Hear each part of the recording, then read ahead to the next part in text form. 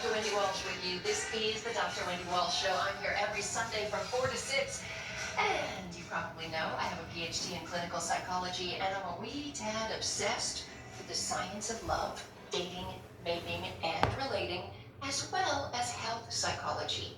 And I teach at Cal State Channel Islands. Before we get going with today's show, we have to do our roll call because everybody's working from home, mostly. We have Claudette Stefanian in the newsroom. You there? Present. Hi, how are you? She's present. Great. Eric on the board. Hi, Eric. Hey, Dr. Wendy. And we got producer Brooke at her house. Hi, Brooke. Hi there. I'm just imagining all the little faces around me because, I'm really just looking at my shoes drying out of my balcony. Monday we'll all be back in studio together. We will. And we'll be able to hug. Oh my God, no, but then you can't hug at work anymore. I don't know what the rule is anymore. We'll figure it out. We'll be fine. We will figure it out.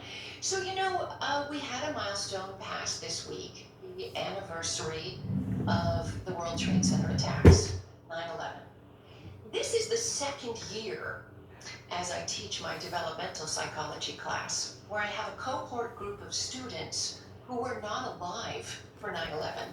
And I will say that the memories were fading with students in the few years prior to that because they were so young and were relying mostly on memories of their family members.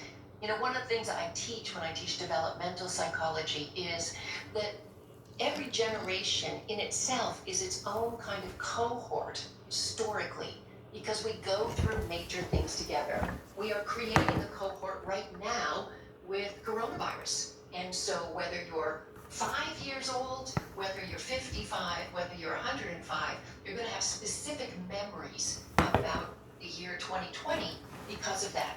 But we may not have what's called a flashbulb memory. That I promise you, if you were alive during 9/11, your brain created a flashbulb memory. This is like a kind of, hardwired autobiographical memory that's usually comorbid with a huge emotional surge. And it's a distinct memory about what happened at a certain moment in time. And it lasts longer than any memory possible.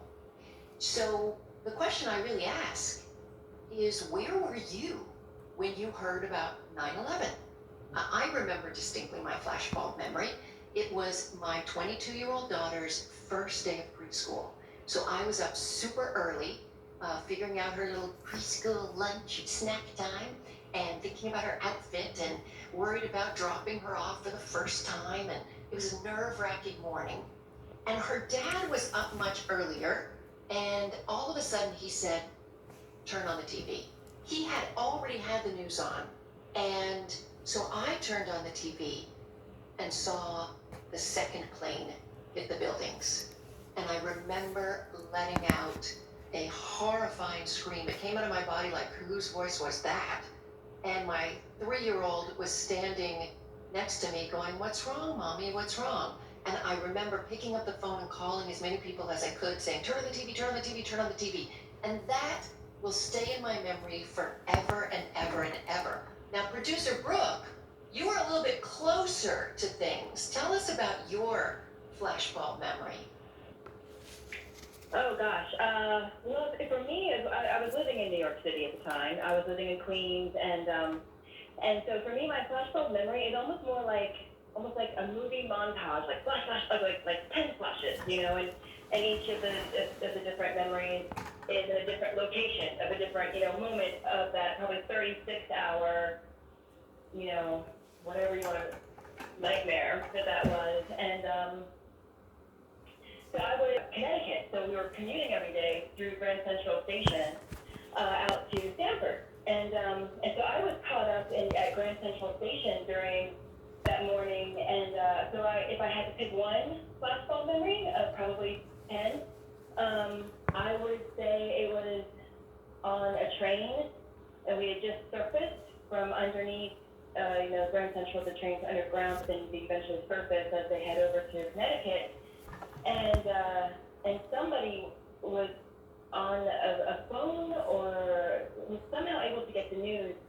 So the moment was us standing there, and this person with just this strange voice coming out of this silence that the building had collapsed. And we all just are, and I'm the one and only time in my entire life that I've ever been on crutches was then. And so somebody had given me their seat, very kindly, and so we're all just there, like, in total shock, of course. And then I think it might have even been me to say that we're at war now. Like, this is war. It really, many people look at it as clearly an act of war. And it's important that we keep these flashbulb memories, and because this is how we tell the next generation, this is how I'm able to tell my students, this is how we keep history from repeating itself. So it's very important that we keep retelling these very distinct flashbulb memories. What's very interesting is that we lost just a shade under 3,000 Americans in the 9/11 attacks. So far in COVID, we've lost 194,000 Americans. But we won't have the same kind of flashbulb memories. There's not that moment where we're suddenly struck by something. It was a creeper that started in early December when we joked about it being in Asia, and oh, this will pass. It's like, some other little pandemic, it'll go by. And then January of, wait, could it actually be coming here? And then February, like, oh, like really, it might be. And then March, of course, shut down. And that's when all this began. So I'm wondering what kind of memories we will have about this. And I always encourage young people especially to write about their feelings during 2020, because in future generations, people are going to want to find out what it was like living through the great pandemic of 2020. You are literally part of history today. So we honor and think about those lost in 9/11, and when I mention the numbers, I do not mean to ever downplay the loss of nearly 3,000 lives, but yet here we are in the middle of another one where we're losing even more people. All right, what is coming up in the show? A little bit of housekeeping before we get going. I've got some very good news about sleep. We're getting more of it. That's a good thing. I've been going to the dentist a lot lately, which is terrifying during COVID. I just want to say, my sweet dentist comes in at like 7 in the morning, or comes in the evening too, which is very nice of him. And Eric, you don't hear those pings coming out of my computer? Those pings. Oh, great. Okay, well, this must be a super directional mic. This is good. Also, thank you, listener. I'm not going to say your name because I want to keep you anonymous, but a woman wrote to me this week with a story about her niece moving in with her boyfriend and the pushback from different sides of the family and Catholic at that age. So I want to answer her question. I actually want to read you the email she sent to me, or maybe it was on Instagram or Facebook, I don't remember. And I want to give the answer on air. Also, the divorce rate, surprise, surprise, has been soaring during COVID. I've got an expert who's going to weigh in on that. But on a good note, I've got some relationship hacks so that you can not only have better fights, but better love. And there's a story about a snake who laid some eggs without a dude that made me go into a deep dive on fertility research with females, with humans, and I'm like, oh, everyone needs to know this. There's some interesting news here. Also, if you follow me on Instagram at Dr. Wendy Walsh and I like what I see, I'll follow you back and I will give you a shout out on air. So sit tight. We've got 2 hours together. I'm not going anywhere, and I am going to make your life better. You are listening to the Dr. Wendy Walsh Show on KFI AM 640. Claudette Stefanian's got the news.